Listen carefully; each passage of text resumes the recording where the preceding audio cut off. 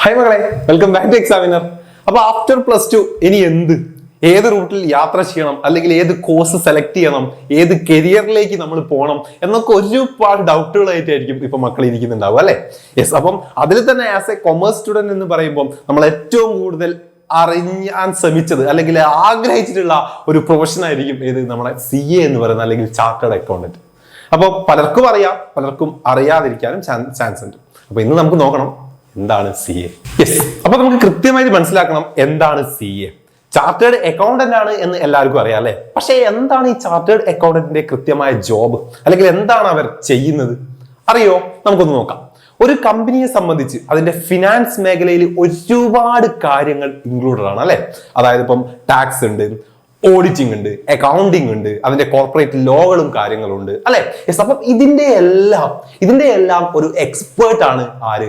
CA എന്ന് പറയുന്നത്. അതായത് ഒരു കമ്പനിക്ക് വേണ്ട ഈ ഫിനാൻസ് മേഖലയിൽ ഉൾപ്പെട്ടിട്ടുള്ള ഈ എല്ലാ കാര്യങ്ങളുടെയും നിർദ്ദേശങ്ങൾ നൽകുക, ഇതിനെല്ലാം വേണ്ട സഹായങ്ങൾ നൽകുക എന്നെല്ലാം ചെയ്യുന്നത് ആരാണ്?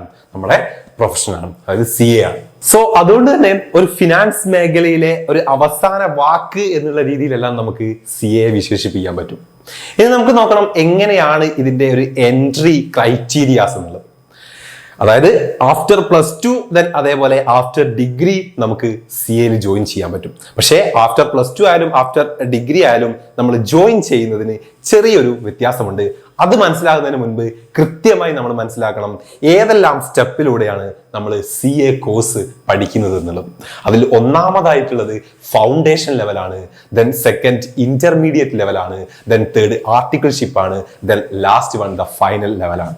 അപ്പം ഈ ഓരോ ലെവൽസിലൂടെയുമാണ് നമ്മൾ 4-5 വർഷം കൊണ്ട് ഒരു CA കംപ്ലീറ്റ് ചെയ്ത് നമ്മൾ പുറത്തിറങ്ങുന്നത്, അല്ലെങ്കിൽ ഒരു പ്രൊഫഷനായി മാറുന്നത്. അപ്പൊ നമ്മൾ പറഞ്ഞു ഒരു +2 ആണെങ്കിൽ, അല്ലെങ്കിൽ +2 കഴിഞ്ഞുകൊണ്ടാണ് നിങ്ങൾ ഒരു CA കോഴ്സിന് ജോയിൻ ചെയ്യുന്നത് എങ്കിൽ കൃത്യമായി നമ്മൾ ഈ 4 ലെവലിലൂടെയും കടന്നു പോകുന്നു. Foundation level, intermediate level, then articleship, then last the final level. Okay. പക്ഷേ ആഫ്റ്റർ ഡിഗ്രി ആണ് നിങ്ങൾ ഒരു CA കോഴ്സിന് ജോയിൻ ചെയ്യുന്നതെങ്കിൽ നിങ്ങൾക്ക് ഡയറക്റ്റ് നമ്മുടെ ഫൗണ്ടേഷൻ ലെവൽ ഇല്ലാതെ ഡയറക്റ്റ് ആയിട്ട് നിങ്ങൾക്ക് സെക്കൻഡ് ലെവൽ ആയിട്ടുള്ള ഇന്റർമീഡിയറ്റ് ലെവലിലേക്ക് ജോയിൻ ചെയ്യാവുന്നതാണ്. അപ്പോൾ ഈ ഒരു 4 ലെവൽസ് മനസ്സിലാക്കുന്നതിലൂടെയാണ് നമുക്ക് CA കുറിച്ച് കൂടുതലായിട്ട് പഠിക്കാൻ കഴിയുന്നത്. ഓക്കെ. അപ്പം അതിൽ ഒന്നാമത്തെ ലെവലാണ് ഫൗണ്ടേഷൻ ലെവൽ എന്ന് പറയുന്നത്. ഫൗണ്ടേഷൻ ലെവലിൽ നമുക്ക് കൃത്യമായി പറഞ്ഞാൽ +2 എഴുതുന്നതിന്റെ കൂടെ തന്നെ നമുക്ക് അപ്ലൈ ചെയ്യാവുന്നതാണ്. പക്ഷേ +2 കഴിഞ്ഞ് നമ്മൾ പാസ് ഔട്ട് ആയാൽ മാത്രമേ നമുക്ക് ഈ ഒരു എക്സാം അറ്റൻഡ് ചെയ്യാൻ കഴിയുള്ളൂ. 4 പേപ്പറുകളാണ് ഈ ഒരു ഫൗണ്ടേഷൻ ലെവലിൽ നമുക്ക് പ്രിപ്പയർ ചെയ്യാനുള്ളത്, അല്ലെങ്കിൽ നമുക്ക് എഴുതാനുള്ളത്. അതിൽ 4 പേപ്പറുകൾക്കും 100 മാർക്കിനാണ് എക്സാം ഉണ്ടാവുന്നത്.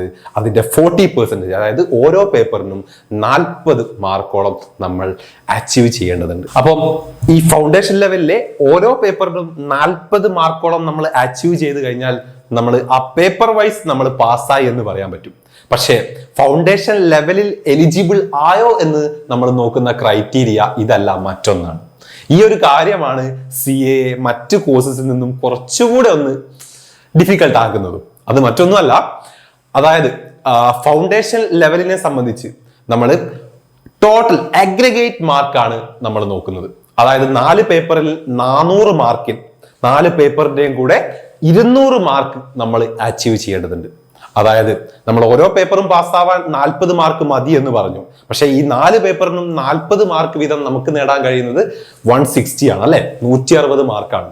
അത് 200ന് ചൂടെയാണ്. പക്ഷെ അഗ്രിഗേറ്റിൽ എടുക്കുന്ന സമയത്ത് 400ൽ മിനിമം 200 വേണം എന്നുള്ളതാണ് ഇതിന്റെ ക്രൈറ്റീരിയ. അപ്പോ കൃത്യമായി മനസ്സിലാക്കി വെക്കുക, 4 പേപ്പറിന്റെയും അഗ്രിഗേറ്റ് മാർക്ക് നോക്കിയിട്ടാണ് നമ്മൾ ഫൗണ്ടേഷൻ ലെവൽ എലിജിബിൾ ആണോ എന്ന് നോക്കുന്നത്, അല്ലാതെ ഓരോ പേപ്പറിന്റെയും പാസ് മാർക്ക് നോക്കിയിട്ടല്ല. ഇവിടെ മക്കൾ മനസ്സിലാക്കേണ്ട മറ്റൊരു കാര്യം എന്താണെന്ന് വെച്ചാൽ, ഒരു പേപ്പറിന്റെ മാർക്ക് കുറഞ്ഞു പോയത് കാരണമാണ് നമ്മൾക്ക് അഗ്രിഗേറ്റ് മാർക്ക് 200 അല്ലെങ്കിൽ 200 കിട്ടാഞ്ഞത് എന്നാണെങ്കിൽ നമ്മൾ എല്ലാ പേപ്പറും വീണ്ടും എഴുതേണ്ടതുണ്ട് എന്നതാണ്. ഈ കാര്യമാണ് CA കോഴ്സിനെ മറ്റ് കോഴ്സസിൽ നിന്നും വ്യത്യസ്തമാക്കുന്നത്. അടുത്തതായിട്ടുള്ള ലെവലാണ് ഇന്റർമീഡിയറ്റ് ലെവൽ എന്ന് പറയുന്നത്, അല്ലെങ്കിൽ നമ്മുടെ സെക്കൻഡ് ലെവൽ. നമ്മൾ പറഞ്ഞു ആഫ്റ്റർ +2 ആണെങ്കിൽ നമ്മൾ ഫൗണ്ടേഷൻ ലെവലിൽ നിന്നാണ് സ്റ്റാർട്ട് ചെയ്യുന്നത് അല്ലെ. പക്ഷേ ആഫ്റ്റർ ഡിഗ്രി ആണെങ്കിൽ നമ്മൾ സ്റ്റാർട്ട് ചെയ്യുന്നത് ഇന്റർമീഡിയറ്റ് ലെവലിലാണ്. അതായത് ഡിഗ്രി കഴിഞ്ഞ ഒരു വിദ്യാർത്ഥിക്ക് ഡയറക്റ്റ് ഇന്റർമീഡിയറ്റ് ലെവലിലേക്ക് ജോയിൻ ചെയ്യാൻ പറ്റുന്നതാണ്. ഇവിടെ ഫൗണ്ടേഷൻ ലെവലിനെ അപേക്ഷിച്ച് 2 ഗ്രൂപ്പുകളായി തിരിച്ച് 8ഓളം പേപ്പറുകളാണ് ഇന്റർമീഡിയറ്റ് ലെവലിൽ നമുക്ക് ക്ലിയർ ചെയ്യാനുള്ളത്. അതും ഓരോ പേപ്പറിനും നമ്മൾ പറഞ്ഞ പാസിംഗ് ക്രൈറ്റീരിയ എന്ന് പറയുന്നത് ഫൗണ്ടേഷൻ ലെവലിലെ പോലെ തന്നെയാണ്. ഒരു പേപ്പറിന് 100ൽ അതിന്റെ 40% മതി പാസ്സാവാനെങ്കിലും നമ്മൾ ഇന്റർമീഡിയറ്റ് ലെവൽ എലിജിബിൾ ആയോ എന്ന് നോക്കുന്നത് മുൻപ് പറഞ്ഞ പോലെ തന്നെ അഗ്രഗേറ്റിൽ 50% ഉണ്ടോ എന്ന് നോക്കി തന്നെയാണ്. അപ്പോൾ ഇവിടെയും ഒരു പേപ്പർ മൂലമാണ് നമ്മൾക്ക് ആ ഒരു എലിജിബിൾ മാർക്ക് നേടാൻ സാധിക്കാതെ വരുന്നത് എങ്കിൽ കൂടി നമ്മൾ മുൻപ് പറഞ്ഞ പോലെ എല്ലാ പേപ്പറുകളും അല്ലെങ്കിൽ ഓരോ ഗ്രൂപ്പിലെയും എല്ലാ പേപ്പറുകളും നമ്മൾ വീണ്ടും എഴുതേണ്ടതുണ്ട് എന്നുള്ളത് മക്കള് കൃത്യമായി ഓർത്തു വെക്കേണ്ട കാര്യമാണ്. ദെൻ ആഫ്റ്റർ ഇന്റർമീഡിയറ്റ് ലെവൽ അടുത്തതായി നമ്മൾ പോകുന്നത് ആർട്ടിക്കിൾഷിപ്പ് എന്ന് പറയുന്ന നമ്മുടെ 3ാമത്തെ സ്റ്റേജിലേക്കാണ്. ശരിക്കും പറഞ്ഞാൽ ഈ ഒരു CA പ്രൊഫഷന്റെ ഈ ഒരു ടൈമിൽ അല്ലെങ്കിൽ ആ ഒരു ഡ്യൂറേഷനിൽ ഏറ്റവും അടിപൊളിയായിട്ടുള്ള ഒരു ടൈം എന്ന് വേണമെങ്കിൽ നമുക്ക് ഈ ആർട്ടിക്കിൾഷിപ്പിന്റെ ടൈമിനെ പറയാൻ പറ്റും. കാരണം ഒരു ചാർട്ടേഡ് അക്കൗണ്ടന്റിന് കീഴിൽ നമ്മൾ പ്രാക്ടിക്കൽ ട്രെയിനിങ് നേടുന്ന ഒരു ടൈം പീരീഡിനെയാണ് നമ്മൾ ആർട്ടിക്കിൾഷിപ്പ് എന്ന് പറയുന്നത്. അതിനുശേഷം നമ്മുടെ അവസാനത്തെ ലെവലായിട്ടുള്ള ഫൈനൽ ലെവലിലേക്ക് നമ്മൾ എത്തുന്നു.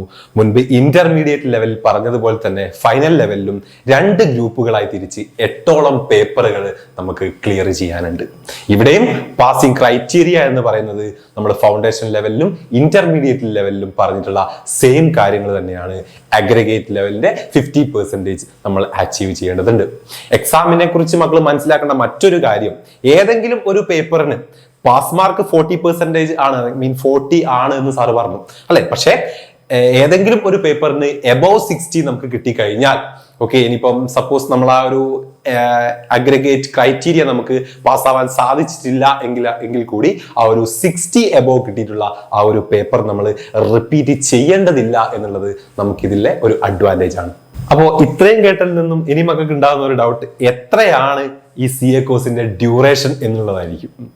ഒരു +2 സ്റ്റുഡൻസിനെ സംബന്ധിച്ച് അല്ലെങ്കിൽ ഫൗണ്ടേഷൻ ലെവൽ മുതൽ CA സ്റ്റാർട്ട് ചെയ്യുന്ന ഒരു സ്റ്റുഡന്റിനെ സംബന്ധിച്ച് മിനിമം 4.5 വർഷം മുതൽ 5 വർഷം വരെ അവൻ ഈ ഒരു കോഴ്സിന് വേണ്ടി മാറ്റിവെക്കേണ്ടതുണ്ട്. ഇനി ഒരു സ്റ്റുഡന്റ് ആഫ്റ്റർ ഡിഗ്രി ആണ് CA കോഴ്സിൽ ജോയിൻ ചെയ്യുന്നതെങ്കിൽ മിനിമം 3 വർഷവും ഈ ഒരു കോഴ്സിന് വേണ്ടി ഇൻവെസ്റ്റ് ചെയ്യേണ്ടതുണ്ട്. അപ്പം ഇത്രയും കാര്യങ്ങളാണ് CA കോഴ്സിനെ കുറിച്ച് ബേസിക് ആയിട്ട് മക്കൾ മനസ്സിലാക്കി വെക്കേണ്ട കാര്യം. നല്ലൊരു ഡിറ്റർമിനേഷനോടെ നല്ലൊരു സ്റ്റഡി പ്ലാനോടെ മുന്നോട്ട് പോയാൽ സ്വപ്ന തുല്യമായ ഒരു കരിയർ മക്കൾക്ക് തരാൻ സാധിക്കുന്ന ഏറ്റവും അടിപൊളിയായിട്ടുള്ള ഒരു കോഴ്സാണ് CA എന്ന് പറയുന്നത്. നമുക്ക് വീണ്ടും കാണാം പുതിയൊരു വീഡിയോ ആയിട്ട്. അതുവരെ ബൈ.